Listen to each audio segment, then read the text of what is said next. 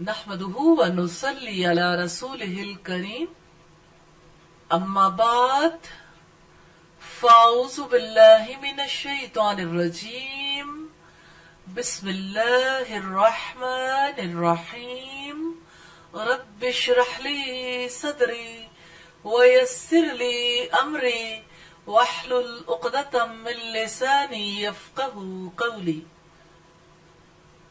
Medina में जिस वक्त इस्लाम की ठंडी ठंडी हवाएं पहुंचने लगी, लोग बेताब होकर मक्का पहुंचे उस हस्ती से मुलाकात के लिए जिसे रब ने अपने रसूल के तौर पर मबूस फरमाया था। ये मुलाकातें हज के जमाने में हुई, जिनमें से दो मुलाकातें ऐसी हैं जिनको आप सीरत की किताबों में भी पढ़ते हो और हमारी तारीख का बड़ा रोशन बाब है। और अब देखिए कि उन मुलाकातों के लिए जो बेताबी थी, उस बेताबी को वो लोग बहुत महसूस कर सकते हैं जो शिद्दत की गर्मी में मौसम की हल्की सी तब्दीली के साथ ही फैसला कर लेते हैं कि ठंडे इलाकों में जाएंगे। अब हमें उनकी तरफ रुख करना चाहिए, कुछ दिन वहां गुजार कर आए, क्योंकि हल्की सी मौसम की तब्दीली उनके अंदर शौक को और ज्यादा उभार देती है। तो ऐसे ही मदीना पर जब पहली बार अल्लाह ताला की रहमत हुई और पहली बार अल्लाह ताला के पैगाम की खुशबू लेकर लोग मदीना पहुंचे, तो लोग वहां से निकल खड़े हुए। हज का मौसम था। जब 12 लोग रसूलुल्लाह सल्लल्लाहु अलैहि वसल्लम से मुलाकात के लिए पहुंचे, फिर एक बैत हुई जिसे बैत उक़बा ऊला कहते हैं। अगले साल दोबारा बैत हुई जिसे बैत उक़बा सानिया कहते हैं। मदीना के लोग जब इब्तिदा में रसूलुल्लाह सल्लल्लाहु अलैहि वसल्लम के पास पहुंचे थे, तो उन्होंने आपसे ये दरखास्त की थी कि किसी को हमारे साथ इस दीन को सिखाने के लिए भेज दें, मौल्लिम बनाकर। कोई ऐसा हो जो हमें गाइड करे, कोई ऐसा हो जो हमसे जाहिली रवैयों को दूर कर दे, कोई ऐसा हो जो हमें अपने रब की मार्फत दे, अपने रब के रास्ते पर चलाने के लिए कोशिश करे। तो रसूलुल्लाह सल्लल्लाहु अलैहि वसल्लम ने मुसअब बिन उमैर को रज़ी अल्लाह ताला अन्हु को मदीना की तरफ भेजा और उन्होंने लोगों को अपने रब से, अपने रसूल से और अपने दीन से वाकिफ करवाया। मुसअब बिन उमैर रज़ी अल्लाह ताला अन्हु पूरी सच्चाई के साथ, जिम्मेदारी के पूरे एहसास के साथ मदीना में ये काम करते रहे और मदीना में तेजी से मौसम बदलना शुरू हो गया। लोग तेजी से इस्लाम कबूल कर रहे थे। ऐसे में एक घराने तक जब इस्लाम का पैगाम पहुंचा, तो उस घराने में तीनों बेटे इस्लाम के हल्के में आ गए। मां ने भी इस्लाम कबूल कर लिया, लेकिन इस्लाम को छुपाए रखा। ये तीनों लड़के जिस मां की जेरे तरबियत जिंदगी बसर करते रहे, जिसके जेरे साया उन्होंने सच्चाई का साथ देना सीखा, उस खातून का नाम हिंद बिनते अम्र रज़ी अल्लाह ताला अन्हा। हिंद कौन थी? इनके वालिद का नाम अम्र बिन हराम था, भाई का नाम अब्दुल्ला इब्न अम्र इब्न हराम, जिन्होंने जंगे ओहद में शहादत पाई। सैयदा हिंद रज़ी अल्लाह ताला अन्हा हदीस के मशहूर और मारूफ रावी जाबिर बिन अब्दुल्ला की फूफी थी। सैयदा हिंद का शौहर अम्र बिन जमूह रज़ी अल्लाह ताला अन्हु ज़माने जहलियत में यसरब का सरदार था और उसका शुमार अंसारे मदीना के मुअज़्ज़िज़ीन में होता था। सैयदा हिंद के शौहर अम्र बिन जमूह ने ज़माने जहलियत में ऐसी जिंदगी गुजारी جہاں وہ اپنے گھر کو لوگوں کے لیے مثال بنائے ہوئے تھے. انہوں نے اپنے گھر کا ایک کمرہ مختص کر رکھا تھا. جیسے ہر دور میں ہر تہذیب سے تعلق رکھنے والے جب بہت زیادہ کمیٹڈ ہوتے ہیں اپنے دین، اپنے مذہب، اپنی تہذیب کے ساتھ، تو اپنے گھروں کے حصے مختص کر دیتے ہیں. کچھ لوگ اپنے گھروں کو ڈونیٹ بھی کر دیتے ہیں کہ پورا گھر ہی اس نظریے، اس تہذیب کے لیے وقف ہے جس پر ہم یقین رکھتے ہیں. ایسی بات نہیں ہے کہ یہ صرف اسلام کے ساتھ مختص ہے. یہ تو جذبے ہیں. جس نظریے کو بھی کوئی قبول کر لیتا ہے اس نظریے کو پھیلانے کے لیے پھر ایفرٹ کرتا. بات کمیٹڈ ہونے کی ہے. جیسے آپ دیکھیے کہ ہمارے یہاں کسی نے اپنا گھر ڈونیٹ کیا فیض احمد فیض کے لیے. ان کے گھر کو فیض گھر کہا جاتا ہے. لوگ وہاں اکٹھے ہوتے ہیں اور اکٹھے ہونے کا مقصد یہ ہے کہ کسی طرح سے دوبارہ اس نظام کو ترویج دینے کی کوشش کریں جس کے لیے فیض احمد فیض نے شاعری کی تھی. یقیناً وہ نظام اسلام نہیں تھا، کمیونزم تھا، سوشلزم تھا. اور اس بارے میں مجھے موقع ملا تو انشاءاللہ کسی وقت پہ میں آپ کے سامنے وہ اشعار بھی رکھوں گی جس سے آپ کو اندازہ ہو کہ کس طرح سے لوگوں کے سچے جذبوں کا رخ اللہ تعالیٰ کی طرف سے پھیر دیا جاتا ہے. ہمارے تو کورس کی کتابوں میں بھی ان لوگوں کی شاعری موجود ہے. ان لوگوں کو اتفاق سے ہمارا ہیرو بنایا گیا کہ جو لوگ خدا پرست نہیں تھے، اپنے رب کے خلاف محاذرائی کرنے والے تھے. جیسے سر سید احمد خان، جنہوں نے ایک بہت بڑی موومنٹ بھی چلائی جس کو کہا جاتا ہے کہ مسلمانوں کے لیے وہ موومنٹ تھی حقیقتاً گورے کی خدمت کے لیے تھی. کیونکہ آج بھی اگر آپ پڑھنا چاہیں میں سر سید کی تفسیر سے براہ راست آپ کو پڑھوا سکتی ہوں کہ سر سید نے کس طرح سے جنت کا، دوزخ کا انکار کیا. صریحاً اللہ تعالیٰ کے احکامات کا انکار کیا. اب اس انکار کو کوئی کفر کیوں نہیں کہتا؟ کیونکہ سر سید اپنے آپ کو مسلمان کہتا تھا. تو میں بات کر رہی ہوں جذبوں کی، جس کی خاطر لوگ اپنی زندگیاں وقف کر دیتے ہیں.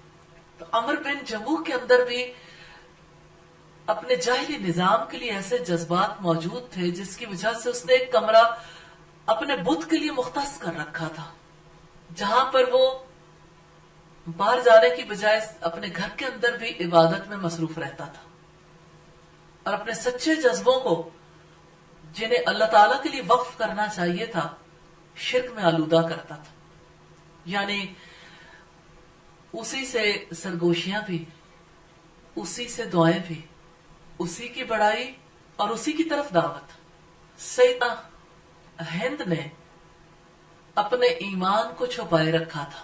اور میں اس بات کو خاص طور پر اس لیے ہائی لائٹ کر رہی ہوں تاکہ آپ لوگوں کے ذہن میں رہے کہ جب سچے دین کو کوئی قبول کرتا ہے تو ضروری نہیں کہ پہلے ہی موڑ پر سارے معاملات کا اظہار کر دے.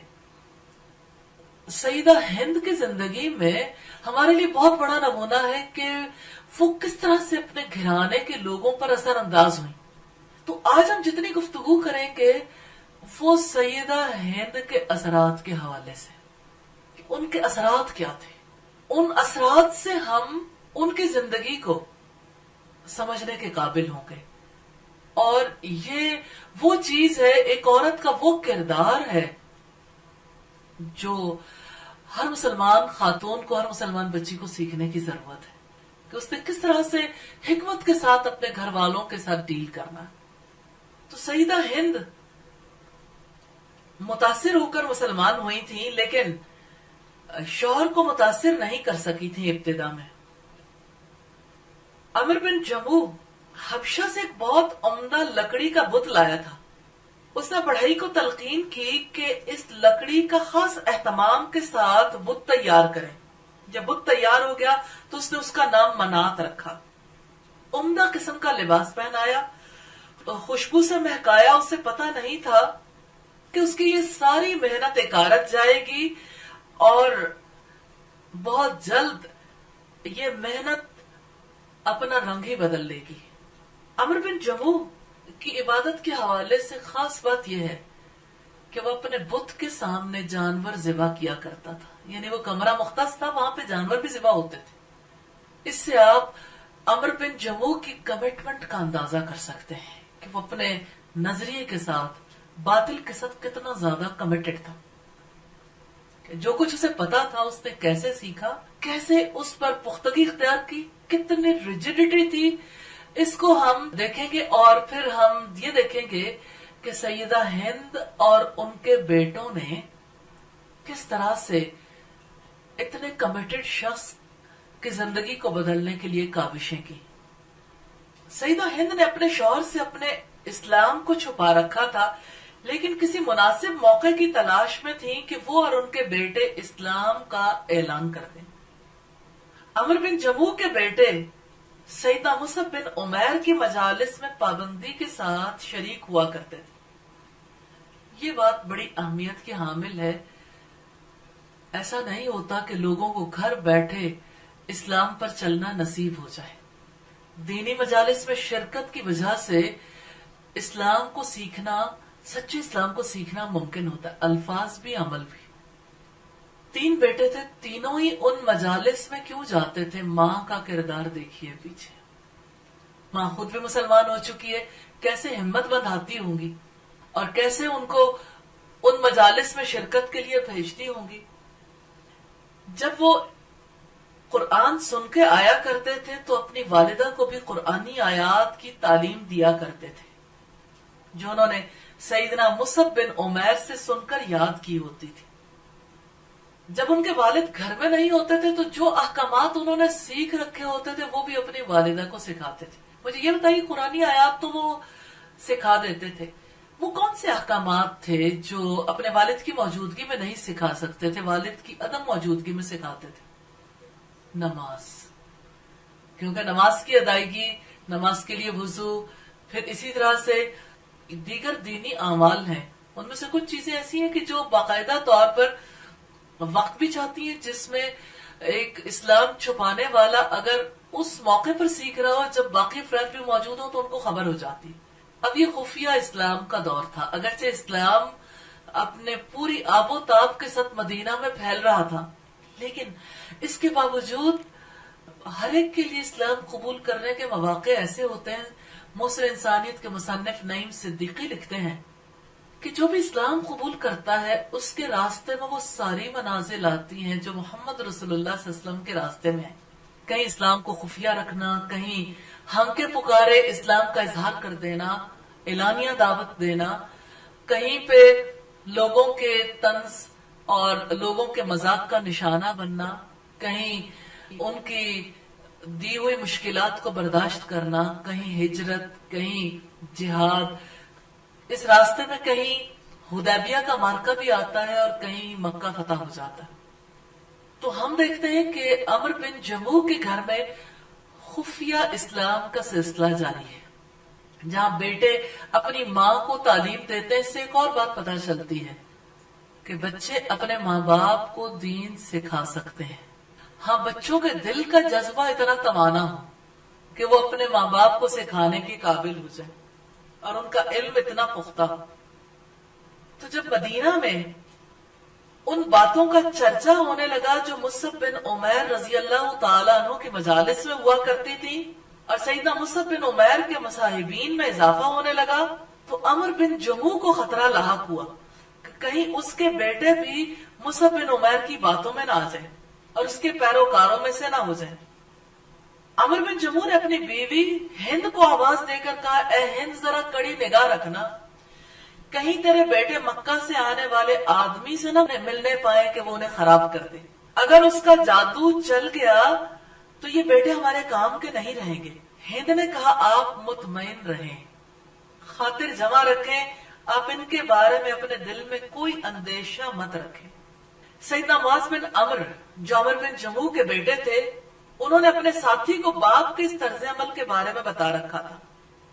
انہوں نے اس بات پر اتفاق کیا کہ معاذ بن جبل ان کے ہاں رات کے وقت آئیں اور وہ بت جو بڑی محبت کے ساتھ عمرو بن جموح نے نصب کر رکھا تھا اس کو کوڑے دان میں پھینکنے کے لیے عمرو بن جموح کے بیٹوں کی مدد کریں. پھر یوں ہوا کہ عمر بن جمو گہری نیند سو گیا. پھر ان کے بیٹے اور معاذ بن جبل رضی اللہ تعالیٰ عنہ مل کر اس بت کو ٹھکانے لگانے کے لیے اٹھ کھڑے ہوئے. رات کی تاریکی میں انہوں نے بت کو اٹھایا, گندگی سے بھرے کنویں میں منہ کے بل لے جا کر پھینک دیا. عمر بن جمو جب بیدار ہوا منات کے کمرے کی طرف گیا تاکہ وہ اپنے یومیہ عبادت کر سکے. اس نے اپنے بت کو کمرے میں نہ پایا, چیختا چلاتا ہڑبڑاتا دھمکیاں دیتا ادھر ادھر گھومنے لگا. پھر اس نے اپنے بیوی ہند اور بیٹوں کو آواز دے کر اپنے پاس بلایا, ان سے اس بت کے بارے میں پوچھا. انہوں نے کہا ہمیں تو کچھ معلوم نہیں کہ وہ یہاں سے کہاں غائب ہو گیا. اس نے بت کو اٹھا رکھا تھا, وہ بت اسے کوڑے کے ڈھیر میں گندگی سے لت پت ملا تھا. گھر میں بیٹھ کر اسے صاف کرنے لگا. اس نے اسے عطر لگایا, پھر اس سے وعدہ کیا کہ جس نے بھی اس پر یہ ظلم ڈھایا وہ اس سے انتقام ضرور لے گا. ہند اور اس کے بیٹے حیران رہ گئے کہ قوم کا سردار کتنی بچگانہ حرکتیں کر رہا. وہ ایک گونگی بہری لکڑی کے ساتھ کیا باتیں کر رہا. بہت سی باتیں ہیں یہاں پر جو قابل توجہ ہیں. ایک تو یہ کہ عمر بن جمو دل کی گہرائی کے ساتھ بت پرست تھا, اس لیے اپنے بت کے ساتھ سرگوشیاں بھی کرتا تھا, وعدے بھی کرتا تھا اور اس کی حفاظت بھی کرتا تھا اور اس بت کی عبادت بھی کرتا تھا, اس کی خاطر جانور بھی قربان کرتا تھا. اگر آپ کسی بھی دین میں دیکھیں تو ضرورت کس چیز کی ہوتی ہے؟ جسے معبود سمجھتے ہیں اس کا قرب حاصل کریں, اس کی عبادت کریں, اپنے سچے جذبے اس کے نام لگائیں, اخلاص کے ساتھ اس کے وفادار رہیں اور پورے اخلاص کے ساتھ اپنے سچے جذبے اس کی نظر کریں. اس میدان میں سرگوشیاں بھی ہوتی ہیں, وعدے بھی ہوتے ہیں, اور اس میدان میں انسان سبھی کچھ اپنے معبود کے نام لگانے کے لیے تیار بھی ہو جاتا ہے. میں آپ سے یہ سوال کرنا چاہتی ہوں, عمر بن جمو تو بت کے ساتھ کمیٹڈ تھا, اس کے بیٹے حیران تھے کہ یہ لکڑی گونگی بہری ہے, بولتی نہیں, ہمارا باپ کیسا ہے کہ اس بت کی پوجا کرتا ہے, اسے خدا کہتا ہے جو اپنی حفاظت خود بھی نہیں کر سکتا. انہیں حیرت تھی ایک ہی مقام پر رہتے ہوئے, لیکن اس کی کمٹمنٹ میں فرق نہیں آیا تھا. اس دلی جذبے کی گہرائی کے ساتھ, حالانکہ وہ باطل کی زمین پر تھا. آپ تو حق کی زمین پر ہیں, آپ تو اس کی پوجا کرتے ہیں, اس کی عبادت کرتے ہیں جو جہانوں کا بادشاہ ہے, اس کے ساتھ اپنے تعلق کو مضبوط بنانے کی کوشش کرتے ہیں. آپ دیکھیے کہ آپ اس کے قرب کے لیے کب کب کیا قربانیاں دیتے ہیں. اپنے گھر میں کیا چیز ہے جو اس کے لیے مختص کر رکھی ہے, کہاں پر اس کے ساتھ کمیٹڈ ہوتے ہوئے حکمت سے کام لیا کہ گھر والوں کو بھی ساتھ لے کے چلنا ہے تو حکمت کے ساتھ. کہاں پر آپ نے اپنی سچی محبت کا اظہار کرنے کے لیے کوئی چیز اس کے نام وقف کی ہو. سوچتے رہیے گا, اللہ تعالیٰ وہ وقت لائے گا انشاءاللہ کہ جب سچے معبود کے ساتھ آپ کی وابستگی اس سے زیادہ شدید ہو جائے گی, کیونکہ رب العزت کا فرمانا والذین آمنوا اشد حبا للہ, وہ لوگ جو ایمان لائے وہ اللہ کی محبت میں سب سے زیادہ شدید. تو انشاءاللہ اللہ تعالیٰ کی محبت میں شدت اختیار کرنی. لیکن اب دیکھیں, جس وقت ہم مثالی شخصیت کی زندگی کو پڑھتے ہیں ان سے تو ہم متاثر ہوتے ہیں, لیکن سم ٹائمز ایسا ہوتا ہے کہ ہم ان لوگوں کی زندگیوں سے بہت بڑا سبق حاصل کر جاتے ہیں جو کفر پر بہت زیادہ شدت اختیار کرتے ہیں, کہ یہ باطل کی سرزمین پر کھڑے ہو کر اتنا مضبوط تعلق بنا سکتے ہیں جس تعلق نے کوئی نفع نہیں دینا اور جس تعلق نے ہوا کے جھونکوں کے ساتھ بکھر جانا ہے. تو کیا ہم حق کی سچائی کی زمین پر کھڑے ہو کر اپنے تعلق کو مضبوط نہیں بنا سکتے؟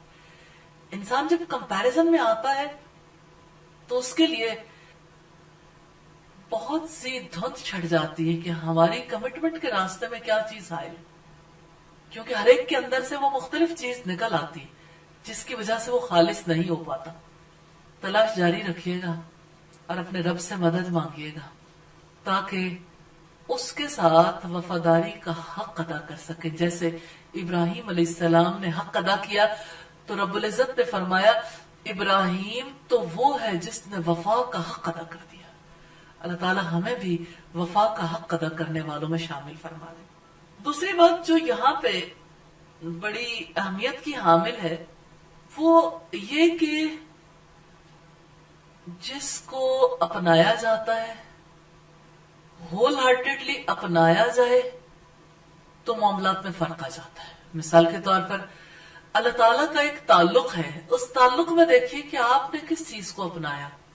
یہاں پر آپ کے سامنے عمرو بن جموح ہے جو اپنے بت سے گندگی کو صاف کر رہا ہے، جو اس کو عطر لگا رہا ہے، ایک بار پھر اس کو اس قابل کر رہا ہے کہ وہ اس کی عبادت کر سکے. میں نے دیکھا ہے سچے جذبوں کو جو لوگ اللہ تعالیٰ کے لیے نچھاور کرتے ہیں کس طرح سے نچھاور کرتے ہیں. کچھ برس پہلے میری ایک خاتون سے ملاقات ہوئی حج گروپ میں ہی. وہ کہنے لگی کہ دلی خواہش تھی کہ بیت اللہ کے لیے ایسا عطر تیار کر سکیں جو عطر سب کو مہکا دے. تو میرے ہسبینڈ جو ہے وہ ان کی کوئی نہ اسی نوعیت کا بزنس تھا جس میں وہ باقاعدہ طور پر جیسے جو لوگ عرق وغیرہ نکالتے ہیں اور یہ مجھے اس وقت ذہن میں نہیں آ رہا کہ کام وہ بیسیکلی کون کون سے کیا کرتے تھے. میرا خیال ہے کہ یہ مرحبا والے نہیں، مرحبا والے وہ خاتون تھی جی. اب وہ کہتی ہے کہ ہم عطر تیار کر کے لائے ہیں اور یہ عطر بہت زیادہ قیمتی ہے لیکن اپنے سچے جذبوں کا اظہار کرنا چاہتے ہیں. کوئی وقت ہوگا جب ان کا خیال اس جانب گیا ہوگا کہ ہم دنیا میں لوگوں تک گلاب کی خوشبو کو پہنچاتے ہیں تو اس گلاب کی خوشبو کو بیت اللہ کے اندر بھی آنا چاہیے کہ وہاں پر عود کی خوشبو تو آتی ہے، عنبر کی خوشبو تو آتی ہے، وہاں پر اور خوشبویں آتی ہیں تو ہمارے علاقے کے پھول کی خوشبو وہاں سے نہیں آتی. مواقع تو آپ کے پاس بھی ہے اپنے رب کو اپنانے کے لیے. سوچتے کیوں نہیں کیسے سچے جذبوں کو اس کے نام لگائیں. اگر کسی کے دل میں کوئی بات آتی ہے کہ کہاں پر اس کے لیے اپنے جذبے نچھاور کر سکتے ہیں تو ضرور شیئر کریں. عمرو بن جموح سے سبق حاصل کرتے ہوئے عبرت. اب آپ دیکھیں کہ آپ سوچیں گے نہیں تو آپ کو موقع کیسے ملے گا. سوچنا کتنا ضروری ہے نا. کیا آپ کی دھرتی پر اللہ کے گھر نہیں ہے جہاں اللہ تعالیٰ کی عبادت کی جاتی ہو، جہاں اللہ تعالیٰ کے دین کی تعلیم دی جاتی ہو. اللہ تعالیٰ نے اپنے نبیوں کو حکم دیا تھا حضرت ابراہیم اور حضرت اسماعیل کو کہ میرے گھر کو طواف کرنے والوں کے لیے، اعتکاف کرنے والوں کے لیے، رکوع اور سجدے کرنے والوں کے لیے صاف رکھو. اس کا مطلب یہ کہ اللہ تعالیٰ اس کام کی اتنی قدر کرتے ہیں کہ انبیاء سے بھی یہ کام کرواتے ہیں. ایک خاتون کے بارے میں ضرور آپ کے ساتھ شیئر کرنا چاہوں گی. امریکہ میں رہتی تھی، ہماری فیملی کے ساتھ کچھ لنک قائم ہوا ان کا، پھر الحمدللہ دین کی جانب آئی تو وہ اللہ تعالیٰ کے ساتھ اتنی محبت کرنے لگ گئی کہ ہر ہفتے یا جب بھی اللہ تعالیٰ انہیں موقع دیتا وہ امریکہ سے کینیڈا کی طرف ٹریول کرتی اور کینیڈا میں جاتی اور جا کے اللہ تعالیٰ کے دین کے لیے جو بھی مراکز قائم تھے وہاں پہنچتی اور وہاں جا کے صفائی ستھرائی کرتی، پھر وہاں پہ نماز وغیرہ ادا کرتی اور پھر گھر کو لوٹ آتی. اللہ تعالیٰ نے نہ مال دینے میں کمی کی تھی نہ سمجھ دینے میں کمی کی تھی. لیکن اب دیکھیں کہ سچے جذبے جس کو اپنے رب کے نام لگانے کا موقع مل جائے وہ کس مقام پر چلا جاتا ہے. وہیں پہ نماز ادا کر رہی تھی، نماز ہی کی حالت میں اللہ تعالیٰ کے پاس چلی گئی. اللہ تعالیٰ نے کیسی حالت میں قبول کر لیا، ملاقات ہی کی حالت میں ملاقات ہو گئی، اصلی والی ملاقات ہو گئی الحمدللہ. اس وجہ سے تعلق کے میدان میں ان چیزوں کو ضرور پیش نظر رکھیں جس سے قرب ملتا ہے. تو اللہ کے گھروں کو صاف ستھرا رکھنے میں، ان کی فضاؤں کو مہکانے میں، اپنا حصہ دیکھیں کہاں ہے، شیئر ڈالیے. ان گھروں کی تعمیر ہو، آباد کاری ہو، ان گھروں کی صفائی ہو، ان گھروں کے انتظامات ہوں، ان گھروں کو مہکانے کے لیے انتظامات ہوں. ہر جگہ یہ دیکھیے میرا حصہ کہاں ہے. رب کے قرب کے لیے جس دل کے اندر تمنا ہے وہ اپنا حصہ ضرور لے گا. اور دھرتی بڑی وسیع ہے، اللہ تعالیٰ جہاں بھی موقع دے، لیکن جہاں پر آپ کو موقع ملتا ہے وہاں پر آپ اپنے رویے کو ضرور جانچیے. اگر آپ اپنے رب کے تعلق کا جائزہ لینا چاہتے ہیں نا تو عملی طور پر لیں. لوگ بتوں سے تعلق میں اتنے کمیٹڈ ہیں، تو اپنے پیدا کرنے والے کے ساتھ آپ کمیٹڈ نہیں ہوں گے، اپنے سچے جذبے اس کے نام نہیں لگائیں گے. آپ اپنے آپ کو، اپنے وجود کو خوشبوؤں سے مہکاتے ہیں، کھانے خوشبودار کھانا چاہتے ہیں، اپنے گھروں کو مہکانا چاہتے ہیں. اللہ کے گھر کے بارے میں یہ جذبے کہاں ہیں؟ غور نہیں کرتے. پھر اچھا ارادہ کریں. اور دیکھیں آپ اپنے دل میں ارادہ کریں گے نا، کسی کو پتہ نہیں لگے گا، لیکن دل کی آواز بھی السمیع سنتا ہے اور العلیم جانتا ہے. الحمدللہ، نیتوں کا حال جاننے والا العلیم ہے. ان اللہ علیم بذات الصدور. بے شک اللہ تعالی سینوں کی باتوں کو خوب جاننے والا. جانتے ہیں ذات الصدور کسے کہتے ہیں؟ سینوں کی ملکہ.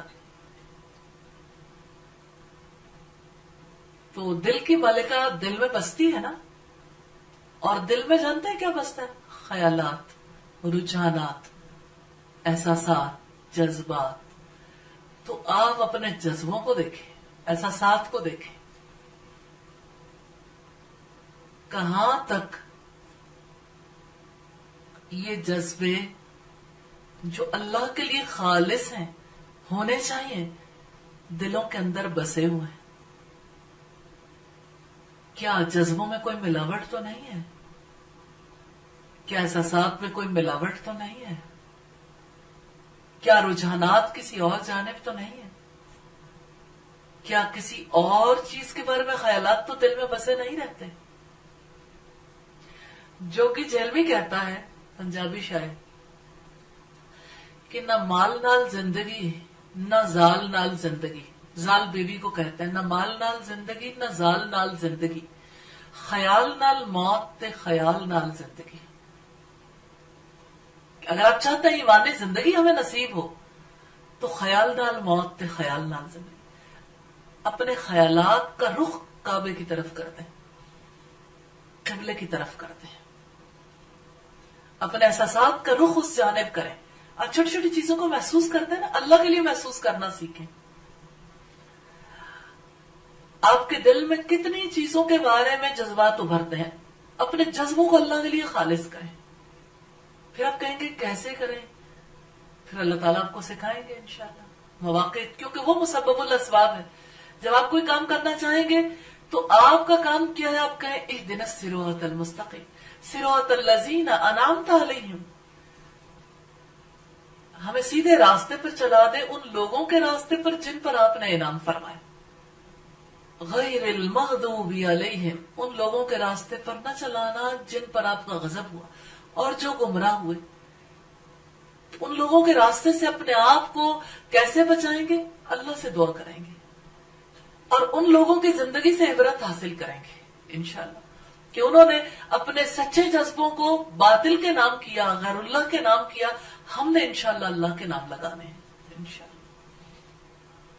اور آپ دیکھیں کہ جب تعلق جڑتا ہے نا تو پھر سرگوشیاں بہت ہوتی ہیں. تعلق میں وعدے بھی بہت ہوتے ہیں، اور یہ وعدے کسی کو پتا نہیں ہوتے، دل دل میں. لیکن دل کی بات اللہ تعالیٰ جانتا ہے. آپ اپنے دل میں اسے بسائیں گے تب آپ کو بشارتوں پر یقین آئے گا. اور اللہ کی بشارتیں قرآن میں جا بجا ہیں، لیکن انسان کے دل میں بستی نہیں، کیونکہ اللہ تعالیٰ دل میں نہیں بستے. جب اللہ تعالیٰ کو دل میں بسائیں گے انشاءاللہ یادوں سے، ذکر سے، دعاؤں سے، سرگوشیوں سے، اپنے احساسات، اپنے جذبات، اپنے خیالات، رجحانات کا رخ اس طرف موڑیں گے انشاءاللہ، اور اللہ تعالیٰ سے دعائیں کریں گے تو انشاءاللہ زندگی بدل جائے گی۔ تو جب عمرو بن جموح کے بچوں نے دیکھا کہ وہ اس سے معذرت کر رہا ہے حالانکہ وہ اس کی باتوں کو سننے کی صلاحیت ہی نہیں رکھتا، تو ایک عجیب واقعہ ہوا۔ عمرو بن جموح تلوار لایا، اس نے تلوار اپنے بت منات کے گلے میں لٹکا کر کہا، اب اگر تجھے دوبارہ کوئی اٹھانے کے لیے قریب آیا تو اس تلوار کے ساتھ اس کا کام تمام کر دینا، یہ تلوار میں دفاع کے لیے تیرے سپرد کر رہا ہوں۔ کتنا بے بس خدا ہے جس کو تلواریں بھی کوئی اور لا کے دے رہا، اس سے تم اپنے دشمن کا کام تمام کر دینا۔ پھر کیا ہوا؟ عمرو بن جموح نیند کی آغوش میں چلا گیا۔ ایک بار پھر سیدنا معاذ بن جبل تشریف لائے۔ عمرو بن جموح کے بیٹوں نے اس کے ساتھ تعاون کیا، مل کر بت اٹھایا، اسے پھر گندگی کے ڈھیر پر پھینک دیا۔ بازار میں کتا مرا پڑا تھا، اسے اٹھا کر بت کے ساتھ باندھ دیا، چپکے سے واپس چلے گئے۔ انہوں نے ایسا انداز اپنایا جیسے کچھ ہوا ہی نہیں۔ جب عمرو بن جموح دوسرے دن نیند سے بیدار ہوئے، اپنے بت منات کو غائب پایا، زوردار آواز میں چیخا، چلایا، پے در پے دھمکیاں دینے لگا۔ گھر سے باہر نکلا، جب اس نے دیکھا کہ اس کا بت گندگی کے ڈھیر پر پڑا اور اس کے گلے میں مرا ہوا کتا بندھا ہوا ہے اور اس نے اپنا دفاع نہیں کیا، تو عمرو بن جموح کے دل پر چوٹ لگی کہ یہ تو اس قابل بھی نہیں کہ اپنا دفاع کر سکے۔ میں نے تو اسے تلوار بھی دی تھی، میں نے اسے کل بھی دھویا، اسے صاف کیا، اسے عطر لگایا، اور یہ کیسا ہے کہ اپنے لیے کچھ بھی کرنے کے قابل نہیں۔ بس یہ وہ لمحہ تھا جب اسلام کی پہلی دستک عمرو بن جموح کے دل پر پڑی۔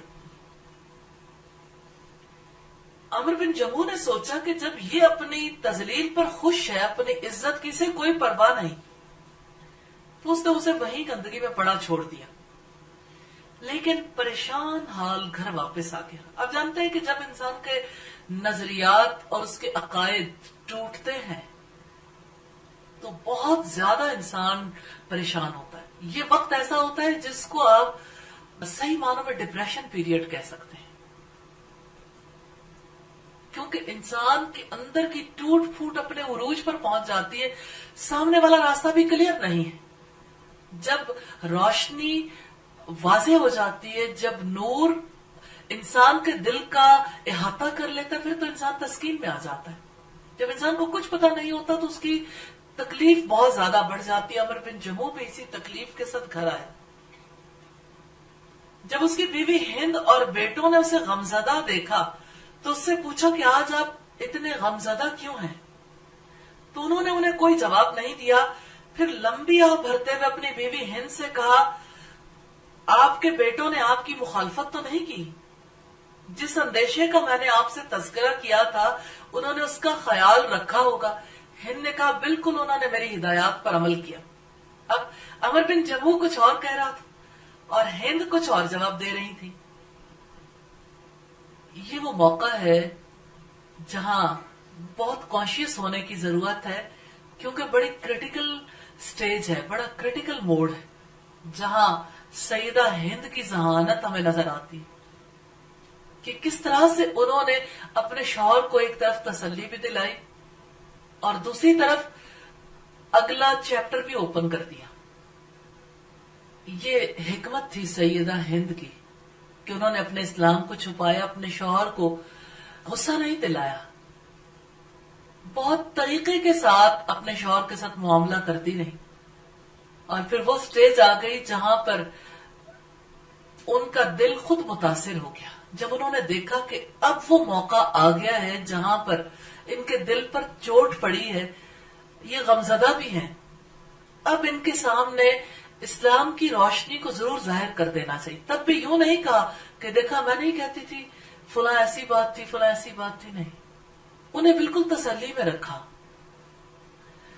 اور انہیں یہ بھی کہا کہ ہاں میں نے جو انہیں ہدایات دی انہوں نے بھرپور طریقے سے اس پہ عمل کیا ہے. عمر بن جموح نے یہ سمجھا کہ وہی ہدایات ہوں گی جو میں نے دی تھی، اور سیدہ ہند نے اس اعتبار سے بتایا کہ میں نے جو ہدایات دی انہوں نے پورے طریقے سے عمل کیا. اب عمر بن جموح کے دل میں وہ جو ایک دم ریئیکشن ابھرنا تھا وہ کنٹرول ہو گیا، ٹیمپریچر نارمل ہو گیا. اب اس موڑ پر انہوں نے عمر بن جموح کو بتایا کہ معاذ نے ایک روز مکی مبلغ کی کچھ باتیں سن لی تھی، آپ اس کو اپنے پاس بلائے. خود بھی نہیں بتایا کہ اس نے یہ بات سنی تھی، یہ بات سنی تھی. عمر بن جموح نے اسے آواز دی، وہ ساتھ والے کمرے میں تھا. آواز سنتے ہی اس نے کہا میں حاضر ہوں ابا جان، میں ابھی آیا. یعنی عزت میں بھی کوئی کمی نہیں آئی. جب بیٹا اپنے باپ کے سامنے آ کھڑا ہوا تو انہوں نے پوچھا کہ آپ یہ بتاؤ کہ اس عالم سے کچھ سن کر تم نے زبانی یاد کیا ہے؟ تو انہوں نے جواب دیا کہ ہاں میں نے یاد کیا ہے. پھر انہوں نے یہ آیات سنائی، اعوذ باللہ من الشیطان الرجیم بسم اللہ الرحمن الرحیم. اس موقع پر انہوں نے سورہ الفاتحہ تلاوت کی. میں پناہ مانگتا ہوں اللہ تعالیٰ کے حضور مردود شیطان سے، شو اللہ کے نام سے جو رحمان اور رحیم ہے. سب تعریف اللہ تعالیٰ کے لیے جو سارے جہانوں کو پالنے والا ہے، رحمان اور رحیم ہے، روز جزا کا مالک ہے. ہم تیری ہی عبادت کرتے ہیں اور تجھ ہی سے مدد طلب کرتے ہیں. ہمیں سیدھی راہ دکھلا دے، ان لوگوں کی راہ جن پر تو نے انعام کیا، ان لوگوں کی راہ نہیں جن پر غضب کیا گیا، اور نہ ہی گمراہوں کی. سوچئے وہ شخص جس کے دل پر چوٹ پڑی ہوئی ہے، وہ جو بت پرستی کا راستہ بھی گم کر بیٹھا ہے، جس نے اپنے بت کو گندگی پر پھینک دیا، اس کے دل پر اس صورت میں کیا اثر کیا ہوگا، کیسے وہ پھوار برسی ہوگی جس نے دل کی ساری تلخیاں دھو دی ہوگی. ایک ایک بات الحمدللہ رب العالمین، اور اس سے پہلے بسم اللہ الرحمن الرحیم، اور اس سے پہلے اعوذ باللہ من الشیطان الرجیم. اللہ کی پناہ، اللہ کے نام سے، اللہ کی تعریف جو رب العالمین ہے، وسیع رحمت والا، نہایت رحم والا ہے، جو روز جزا کا مالک ہے. صرف اس کی ہم عبادت کرتے ہیں، صرف آپ کی ہم عبادت کرتے ہیں، صرف آپ سے ہم مدد مانگتے ہیں. اس موقع پر عمر کے دل کیسے گرفت میں آیا ہوگا کہ میں تو اس بت کی عبادت کرتا رہا جسے میں گندگی کے ڈھیر پہ چھوڑ آیا، اور میرا بیٹا کہتا ہے ایاک نعبد و ایاک نستعین اہدنا الصراط المستقیم، ہمیں سیدھا راستہ دکھا دے. کتنی دل کی گہرائی سے دعا نکلی ہوگی کہ ہمیں سیدھا راستہ دکھا دے. ان لوگوں کا راستہ جن پر آپ نے انعام فرمایا، ان لوگوں کے راستے پر نہ چلانا جن پر تیرا غضب ہوا اور جو گمراہ ہو گئے. سورہ الفاتحہ سے پہلے اور سورتیں بھی نازل ہو چکی تھی، جیسے پہلی وحی اقرا بسم ربک الذی خلق. اسی طرح سے اگر ہم یہ دیکھیں کہ یہ کون سا دور تھا، تو مکی دور کا سارا قرآن ہی آلموسٹ اس وقت تک نازل ہو چکا تھا. ایک کثیر حصہ قرآن حکیم کا نازل ہو چکا تھا. لیکن بیٹے کی ذہانت دیکھیے کہ اس نے کیسی چیز کا انتخاب کیا. الحمدللہ. اور اس سے دعوت کے اسلوب کا بھی پتا چلتا ہے کہ کس طرح سے کس سٹیج پر کس کو کس چیز کی دعوت دینی چاہیے. اور یہ بھی پتا چلتا ہے کہ تلاوت دلوں پر اثر انداز ہوتی. سورہ فاتحہ سن کر عمر بن جموح ہم کلامی کا انداز اختیار کرتے ہوئے کہنے لگے یہ کلام کتنا دلکش ہے، دل موہ لینے والا، دل فریب ہے، خوبصورت ہے. اور یہ بات ذہن میں رکھیے کہ وہ کلام کا دور تھا، لوگ فصیح اللسان تھے اور اچھے کلام کو بہت زیادہ اپریشیٹ کرتے تھے. پھر اس نے اپنے بیٹے سے کہا کیا اس کی ساری باتیں اتنی دلکش، اتنی خوبصورت، اتنی دل موہ لینے والی؟ معاذ بن عمر نے خوشی سے جھومتے ہوئے کہا ساری باتیں ہی اتنی میٹھی رس بھری ہیں. کیا آپ، اب موقع آ گیا تھا. اب اگلی بات عمر بن جموح کے بیٹے نے اپنی ذات تک محدود نہیں رکھی. یہ نقطہ بہت سمجھنے والا. دایان کو عام طور پر یہ بات سمجھ نہیں آتی جو دین کی دعوت دینے والے. وہ سمجھتے ہیں کہ ہم ہی سب کچھ بتا لیں کافی ہو جائے گا. عمر بن جموح کے بیٹے نے جب یہ دیکھا کہ چوٹ پڑی ہے اور نشانے پر اس صورت میں کام کیا ہے تو فوراً کہا کہ یہ کلام تو بڑا میٹھا رس بھرا ہے، لیکن کیا آپ خود جا کر اس کی باتیں نہیں سنیں گے؟ آپ ابھی جائیں اور اس کے ہاتھ پر بیعت کر لیں. یعنی ایک تو یہ کہا کہ آپ ان کی مجلس میں جائیں، یہ کنیکٹیوٹی ہے. دین ہمیں ایسی دعوت دینا سکھاتا ہے کہ کسی کو اپنی ذات تک محدود نہ کریں. جہاں سے دین پھیلایا جا رہا ہے وہاں تک لے جا کر کنیکٹ کر دیں، کیونکہ اکیلا شخص دین سے جڑا نہیں رہ سکتا. اب دیکھیں انبیاء کی دعاؤں میں ہمیں ملتا ہے وَالْحِقْنِي بِالصَّالِحِينَ، مجھے صالح لوگوں کے ساتھ ملا دینا. تو صالح لوگوں کی صحبت وہ ماحول اثر انداز ہوتا ہے. اور پھر اس پر مستضاد یہ کہ بیٹے نے کہا کہ بڑے بڑے معززین ہیں مدینہ کے جنہوں نے اسلام قبول کر لیا. اسید بن حذیر، سعد بن عبادہ، اسد بن زرارہ اور عبداللہ ابن رواحہ جو قبیلہ اوس اور خزرج کے سردار ہیں، سب نے اسلام قبول کر لیا. اور آخری بات بھی کہہ دی، وہ آپ پر سبقت لے گئے. بظاہر تو یہ عام الفاظ نظر آتے ہیں، لیکن دعوت دینے والے کی دعوت کی گہرائی کو آپ محسوس کریں. اس نے کمپٹیشن میں بھی ڈال دیا تاکہ وہ اپنی جگہ پر بیٹھے رہنے کے لیے شیطان کے ڈالے ہوئے کسی وسوسے کا شکار نہ ہو. یعنی ان کی سوچ کو انہوں نے اور آگے بڑھایا اور آگے، حتیٰ کہ مصعب بن عمیر کی مجلس میں پہنچا دیا سوچوں میں ہی. پھر ارد گرد کے ماحول کو بھی واضح کیا کہ وہاں تو معززین بیٹھے ہیں، کیونکہ ان کا والد بھی معزز تھا اور معززین کی مجلس میں بیٹھنا چاہتا تھا. ساتھ ہی آخری کام بھی کر دیا کہ وہ سب آپ پر سبقت لے گئے، یعنی دوڑو اور سبقت لے جاؤ، سبقت لے جانے والوں میں شامل ہو جاؤ. پھر انہوں نے کہا کہ وہ سب ان باتوں پر ایمان لا چکے جو مکی مبلغ بیان کرتا ہے. اب عمر بن جموح کی بیوی سیدہ ہند کا کردار ہمیں نظر آتا ہے. انہوں نے اپنے شوہر کو حوصلہ دلایا. ہاں، ہر بیوی کو اپنے شوہر کو اسلام پر جمنے کے لیے اسی طرح حوصلہ دلانا چاہیے کہ اگر آپ اس مکی نوجوان کی باتوں کو سنیں، اس کے پاس جائیں، اس کے ہاتھ پر بیعت کر لیں تو آپ کے لیے بہت بہتر ہوگا. آپ دیکھیے کہ اگلا کام عمر بن جموح نے کیا کرنا تھا کہ بیٹے کی باتوں کے بعد بیوی سے مشورہ لینا تھا. اس سے پہلے کہ وہ مشورہ لیتا، بیوی نے آگے بڑھ کے مشورہ دے دیا. تو وہ وسوسہ یا وہ خیال جس کی وجہ سے وہ ڈی ٹریک ہو سکتے تھے، کیسے ماں بیٹے اس کو کنٹرول کر رہے تھے ماحول کو. وہ کہنے لگے میں اپنے خداؤں سے اس کے بارے میں مشورہ کرتا ہوں کہ وہ کیا کہتے ہیں. اس کے بیٹے معاذ نے کہا ابا جان کیا آپ گونگی بہری لکڑیوں سے جواب کا انتظار کرتے ہیں؟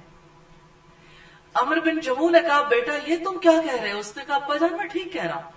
وہ موقع نہیں تھا بات کرنے کا جب عمر بن جموح شدت پسند تھا ان بتوں کے بارے میں، لیکن اب موقع تھا، اب کہہ دیا. پھر انہوں نے کہا حضرت ابراہیم علیہ السلام کی اتباع میں ابا جان جس لکڑی کو آپ معبود بنائے بیٹھے یہ کچھ بھی نہیں ہے. عمر بن جموح نے خود کلامی کا انداز اپناتے ہوئے کہا ہاں یہ تو درست ہے، لکڑی گونگی اور بہری ہے. یہ تو درست ہے کہ لکڑی گونگی اور بہری ہے، یہ کچھ سمجھتی ہی نہیں، نہ کچھ محسوس کرتی ہے، یہ ادراک اور احساس سے بالکل محروم ہے. پھر عمر بن جموح نے اپنے گھر والوں کی طرف دیکھتے ہوئے کہا کیا تم بھی اس کے قائل ہو؟ یعنی اس نظریے کے قائل ہوں جس کا میں قائل ہوں. اس کی بیوی ہند اور بیٹوں نے ہڑبڑا کر کہا کیوں نہیں آپ ہمارے سردار ہیں. وہ آپ دیکھیے کہ سربراہ علاقہ ہو یا سربراہ خاندان ہو، اس کے لیے یہ بات بہت زیادہ اہمیت کی حامل ہوتی ہے کہ میری سربراہی میں تو فرق نہیں آیا.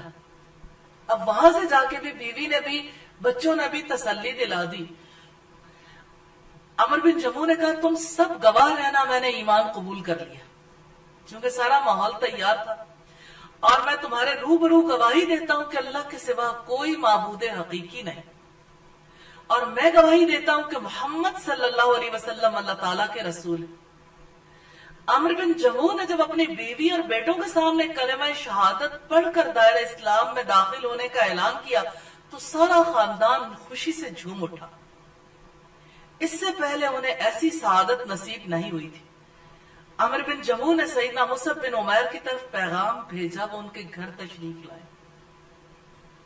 یہ بات بھی بڑی امپورٹنٹ ہے. خوشی کا موقع ہے جس میں والد کو پوری طرح تیار بھی کیا ہے کہ آپ ان کی مجلس میں جائیں گے، وہاں معززین بھی ہیں، لیکن اب سارا گھرانہ مسلمان ہے. اس خوشی کے موقع پر وہ جو ان کے ٹیچر تھے، جو ان کے استاد تھے مصعب بن عمیر، مقری مدینہ تھے، انہوں نے ان کو دعوت دی آپ ہمارے گھر آئیے، گھر تشریف لائے. یوں خوشیاں شیئر کی جاتی اور اس کام کو بھی مضبوط کیا جاتا ہے جس کی ذمہ داری اللہ رب العزت نے عائد کر رکھی ہے، دعوت دین کا کام. اب ایک شخص کی اسلام کی قبولیت کا موقع تھا اور وہ والد ہیں، تو والد کو ہر تکلیف سے نکالنے کے لیے اور ان کے اعزاز کے لیے بھی اور اس خوشی کو سیلیبریٹ کرنے کے لیے سیدنا مصعب بن عمیر ان کی دعوت قبول کرتے ہوئے ان کے گھر تشریف لائے. اس گھر کو بتوں کی آلائش سے پاک کیا، قرآنی آیات کی خوشبو سے مہکایا. کس طرح سے سیدنا مصعب بن عمیر نے تلاوت کی ہوگی، اس تلاوت پر کیسے سب لوگوں نے خوشی کا اظہار کیا ہوگا. سیدنا مصعب بن عمیر نے یہ رات خوشی سے اس گھر والوں کے ساتھ بسر کی. الحمدللہ.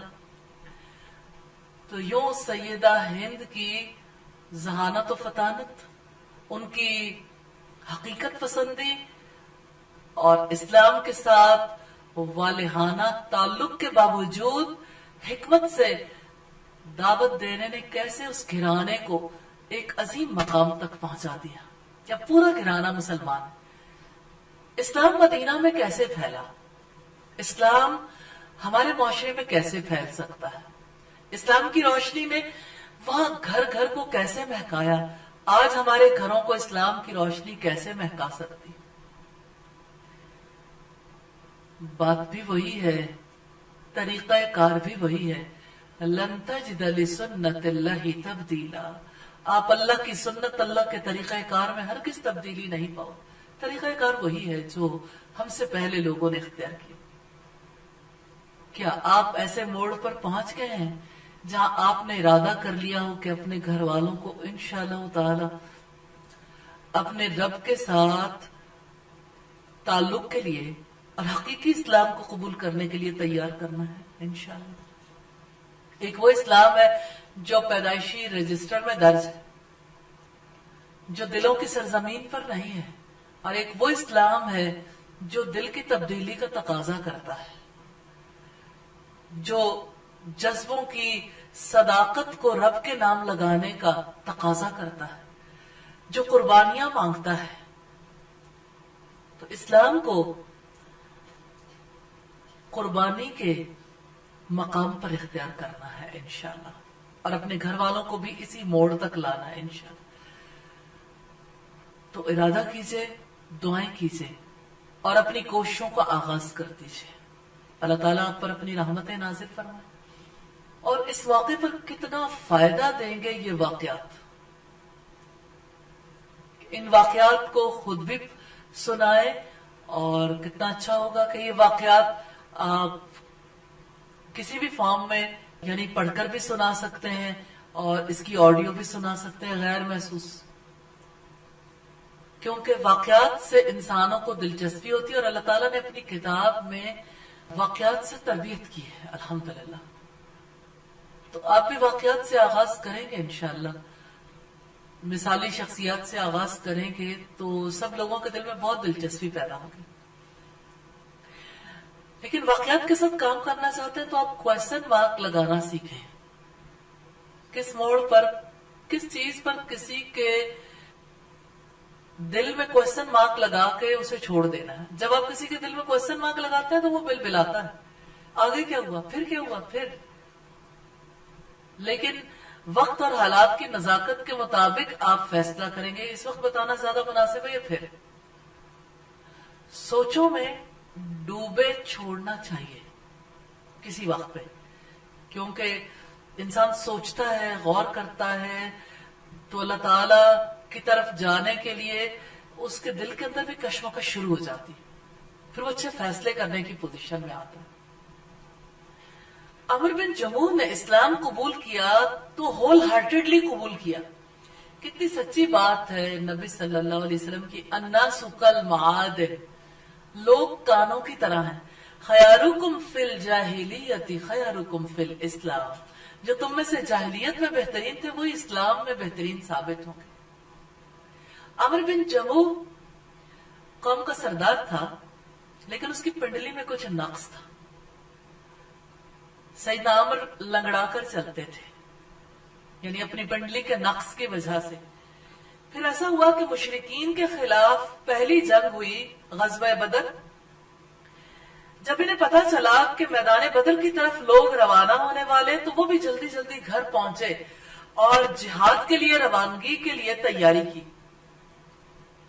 ان کی بیوی ہند اور ان کے بیٹے انہیں جنگ کے لیے جانے سے روکنے لگے اور کہنے لگے آپ معذور ہیں، لنگڑا کر چلنے کی وجہ سے آپ کو دشواری کا سامنا کرنا پڑتا ہے. لیکن ان کا اصرار تھا میں ضرور جنگ میں شریک ہوں گا. جب بیٹوں نے اپنے والد کے اصرار کو دیکھا تو رسول اللہ کی خدمت میں حاضر ہوئے. آپ سے عرض کی ابا جان کو سمجھائیں ان کا گھر میں رہنا زیادہ مناسب ہے. رسول اللہ صلی اللہ علیہ وسلم نے بیٹوں کی دلی تمنا کا لحاظ کرتے ہوئے عمر بن جموح کے گھر میں رہنے کو زیادہ مناسب خیال کیا، انہیں تجویز دی جو انہوں نے منظور کر لی. اس طرح وہ جنگ بدر میں شریک نہیں ہوئے. پھر میدان بدر کی جانب سے ٹھنڈی ہوائیں آنے لگی کہ لشکر اسلام نے تہہ تیغ کر دیا بڑے بڑے دشمنوں کو. عمر بن جموح نے جب یہ دیکھا کہ اس کے بیٹے میدان جنگ سے کامیاب و کامران واپس آئے تو خوشی کا کوئی ٹھکانہ نہیں رہا. ان کی دلی تمنا تھی کہ وہ بذات خود لڑائی میں شریک ہوتے اور اللہ سبحانہ و تعالی انہیں شہادت کے مرتبے پر فائز کرتے. پھر یوں ہوا کہ میدان بدر سے شکست کھانے کے بعد شکست خوردہ قریش نے اپنی اس شکست کا بدلہ لینے کے لیے دوبارہ مسلمانوں پر چڑھائی کرنے کی سوچی. جب انہوں نے لشکر تیار کیا تو رسول اللہ نے بھی میدان احد کی طرف روانگی کے لیے صحابہ کرام سے مشورہ کیا. صحابہ کرام نے رسول اللہ کی تائید کی لیکن منافقوں نے اس سلسلے میں مخالفت کی جن کا سرغنہ عبداللہ بن ابی تھا. نبی کریم کے وہ ساتھی جو غزوہ احد میں شریک نہیں ہو سکے تھے، غزوہ بدر میں شریک نہیں ہو سکے تھے، وہ دلی رغبت رکھتے تھے کہ مدینہ کے باہر جا کے جنگ کریں.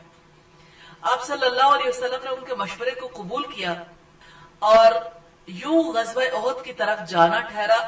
ان مشورہ دینے والوں میں سیدنا عمر بن جموح بھی شامل تھے. جب سیدنا عمر بن جموح خوشی سے سرشار گھر میں داخل ہوئے تو ان کی بیوی ہند اور بیٹے گھبرا گئے کیونکہ انہوں نے اتنی وارفتگی کی حالت میں اپنے والد کو کبھی نہیں دیکھا تھا کہ وہ ہتھیار بھی تھامے ہوئے.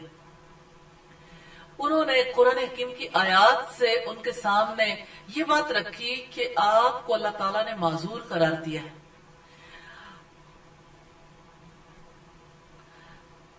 سورہ النور میں ہے، رب العزت نے فرمایا لیس علی الاعمى حرج ولا علی الاعرج حرج ولا علی المریض حرج. کسی اندھے، لنگڑے اور مریض پر کوئی حرج نہیں ہے. تو گھر والوں نے کہا آپ اپنی جان کو ہلاکت میں نہ ڈالیں، عمر بن جمو نے کہا اے ہند اللہ کی قسم میں لنگڑاتا ہوا جنت میں ضرور چلوں گا، یعنی میں لنگڑاتا ہوں لیکن میں لنگڑاتا ہوا جنت میں جانا چاہتا ہوں۔ اب جذبوں کی شدت کو دیکھیے، وہی جذبے جو بت کے لیے خاص تھے، بتوں کی بندگی کے لیے خالص تھے، وہ جذبے جب شفٹ ہوئے تو کس طرح اللہ کی محبت میں بے قرار ہو گئے، اب وہ جان دینا چاہتے ہیں۔ عمر بن جمو کے تینوں بیٹوں نے انہیں روکنا چاہا، لیکن اپنے اہل خانہ سے انہوں نے یہی بات کہی کہ میں لنگڑاتے ہوئے جنت میں داخل ہونا چاہتا ہوں۔ رسول اللہ نے ان کا سچا جذبہ دیکھا تو آپ نے ان کے گھر والوں سے کہا لا تمنعوه لعل اللہ یرزقہ الشہادہ، اسے نہ روکو، شاید اللہ تعالیٰ اسے شہادت عطا کر دے۔ اس کے بعد رسول اللہ صلی اللہ علیہ وسلم نے عمر بن جمو کی طرف دیکھا اور یہ ارشاد فرمایا اللہ نے آپ کو معذور قرار دیا ہے۔ عمر بن جمو نے اپنا ہتھیار تھاما، اپنے بیٹوں کے ہمراہ میدان جنگ کی طرف چل دیے۔ وہ اس طرح سے جا رہے تھے جیسے ایک شیر اپنے شکار کی طرف جاتا ہے، اس کے ارد گرد اس کے بچوں نے گھیرا ڈال رکھا تھا۔ اور کتنی بڑی سعادت تھی سیدنا عمر بن جمو کی، سیدہ ہند کے شوہر کی، کہ وہ رسول اللہ صلی اللہ علیہ وسلم کے شانہ بشانہ جہاد کر رہے تھے۔ جس کو اللہ کے رسول کا ساتھ دینے کا موقع ملا وہ کتنا عظیم ہے۔ قرآن حکیم میں آتا ہے وَكَأَيٍّ مِّن نَبِيٍّ قَاتَلَ مَعَهُمْ رِبِّيُّونَ كَثِيرٌ، اور کتنے ہی نبی ہیں جن کے ساتھ مل کر اللہ والوں نے جنگ کی، پھر انہوں نے نہ سستی دکھائی نہ وہ کمزور پڑے۔ تو یہ آیت کیسے سیدنا عمر بن جمو پر بھی صادق آتی ہے کہ انہوں نے کس طرح سے اپنے جذبوں کی سچائی کو ثابت کیا، اپنے عذر کو انہوں نے قبول نہیں کیا۔ سیدنا ابو قتادہ جنگ احد میں شریک تھے، وہ فرماتے ہیں کہ عمر بن جمو رسول اللہ کے پاس آئے، انہوں نے عرض کیا اللہ کے رسول اگر میں اللہ کی راہ میں لڑتا ہوا قتل کر دیا جاؤں تو کیا میں جنت میں سیدھا چل سکوں گا؟ کیونکہ ان کی ایک ٹانگ میں لنگڑا پن تھا۔ آپ نے فرمایا ہاں تم جنت میں سیدھا چل سکو گے۔ عمر بن جمو رضی اللہ تعالیٰ عنہ اور ان کا بھتیجا اور ان کا غلام تینوں جنگ احد میں جام شہادت نوش کر گئے۔ رسول اللہ صلی اللہ علیہ وسلم ان کی لاشوں کے پاس سے گزرے تو آپ نے فرمایا گویا کہ میں تجھے دیکھ رہا ہوں تم جنت میں سیدھی چال چل رہے ہو، یعنی مجھے تو جنت میں تم سیدھی چال چلتے نظر آ رہے ہیں۔ الحمدللہ یہ مستد احمد کی روایت ہے۔ سیدنا عمر بن جمو نے اپنا مقصد حاصل کر لیا۔ ان کے ساتھ سیدہ ہند کے بھائی ابو جابر بن عبداللہ بن عمر بن حرام نے بھی جام شہادت نوش کیا۔ عمر بن جمو کی بیٹی اپنے والد کی جدائی کے غم میں رونے لگیں۔ سیدنا جابر بن عبداللہ کا بیان ہے کہ جنگ احد میں میرے والد کی لاش کو لایا گیا، اس کا مسئلہ کر دیا گیا تھا۔ کیسے ان لوگوں کے حوصلے تھے، یعنی ان کے ناک اور کان کاٹ لیے تھے کافروں نے۔ میں نے ان کی لاش سے کپڑا اٹھانے کا ارادہ کیا تو میری قوم کے لوگوں نے مجھے روک دیا، میں نے پھر ارادہ کیا تو میری قوم نے مجھے پھر روک دیا، پھر رسول اللہ نے خود کپڑا اٹھایا یا کپڑا اوپر اٹھانے کا حکم دیا۔ رسول اللہ نے کسی خاتون کے رونے یا چیخنے کی آواز سنی، آپ نے فرمایا یہ کون ہے؟ لوگوں نے بتایا عمر بن جمو کی بیٹی یا اس کی بہن ہے۔ آپ نے فرمایا وہ کیوں روتی ہے جبکہ فرشتے اپنے پروں کے ساتھ اس پر سایہ کیے ہوئے تھے، جبکہ فرشتے اپنے پروں کے ساتھ اس پر سایہ کیے ہوئے تھے، یعنی اللہ تعالیٰ نے اسے اس طرح قبول۔ یہ روایت صحیح بخاری کی اور حدیث کا نمبر ہے 1244۔ سیدہ ہند نے دیکھا کہ چند خواتین شہداء کی لاشوں میں اپنے رشتہ دار شہداء کی لاشوں کو دیکھ رہی۔ ام المومنین سیدہ عائشہ کا بیان ہے غزوہ احد کے دن صبح سحری کے وقت ایک خاتون دو لدے ہوئے اونٹوں کے درمیان آگے بڑھی تو میں نے اس سے کہا کیا خبر ہے؟ اس نے کہا ٹھیک ہے، اللہ تعالیٰ نے اپنے رسول مقبول اور مومنوں کا دفاع کیا ہے اور کچھ اہل ایمان کو اللہ تعالیٰ نے شہادت سے سرفراز کیا۔ یہ کہتے ہی وہ خاتون رو پڑی۔ یہ المغازی کی روایت ہے۔ اللہ تعالیٰ نے ارشاد فرمایا وَرَدَّ اللَّهُ الَّذِينَ كَفَرُوا بِغَيْظِهِمْ لَمْ يَنَالُوا خَيْرًا وَكَفَى اللَّهُ الْمُؤْمِنِينَ الْقِتَالَ وَكَانَ اللَّهُ قَوِيًّا عَزِيزًا. الاحزاب کی آیت نمبر 33 ہے یا 25. اللہ تعالیٰ نے کفار کا منہ پھیر دیا، وہ کوئی فائدہ حاصل کیے بغیر اپنے دل کی جلن لیے یوں ہی پلٹ گئے، اور مومنین کی طرف سے اللہ ہی لڑنے کے لیے کافی ہو گیا. اللہ بڑی قوت والا اور زبردست ہے. سیدہ ہند بنت عمر نے اپنے شوہر سیدنا عمر بن جموع اپنے بھائی ابو جابر کی لاشوں کو مدینہ منورہ میں دفن کرنے کا ارادہ کیا تھا. جب انہیں یہ بتایا گیا کہ رسول اللہ نے یہ حکم دیا ہے کہ شہداء کو اسی جگہ دفن کر دیا جائے جس جگہ انہوں نے جام شہادت نوش کیا، تو انہوں نے ان کی لاشوں کو وہیں دفن کرنے کے لیے چھوڑ دیا. رسول اللہ نے فرمایا والذی نفسی بیدہ، مجھے اس ذات کی قسم جس کے ہاتھ میں میری جان ہے، تم میں سے ایسے افراد ہیں کہ اگر وہ اللہ پر قسم ڈال دیں تو اللہ ان کی لاج رکھ لے.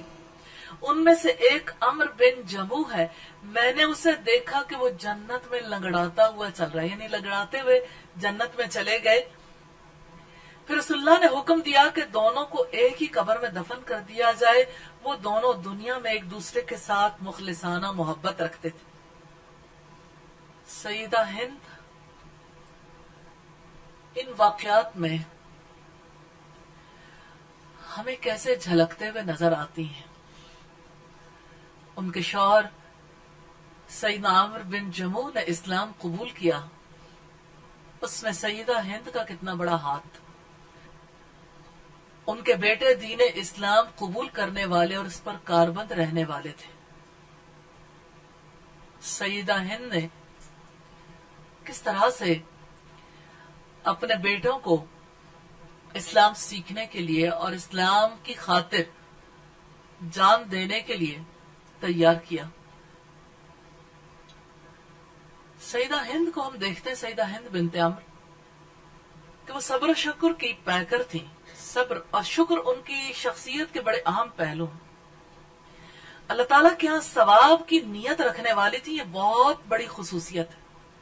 سیدہ ہند اپنے عزیز ترین 2 شہیدوں کو میدان احد میں دفنا کر مدینہ میں آ گئیں. اللہ کی امانتیں اللہ کے سپرد کر دیں.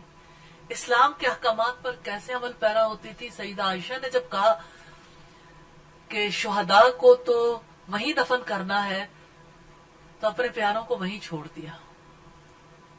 جس دین کو قبول کیا اس دین کے لیے جینے اور مر جانے کی حقیقت کو انہوں نے سمجھ لیا تھا، جان دینے کی حقیقت کو انہوں نے پا لیا تھا.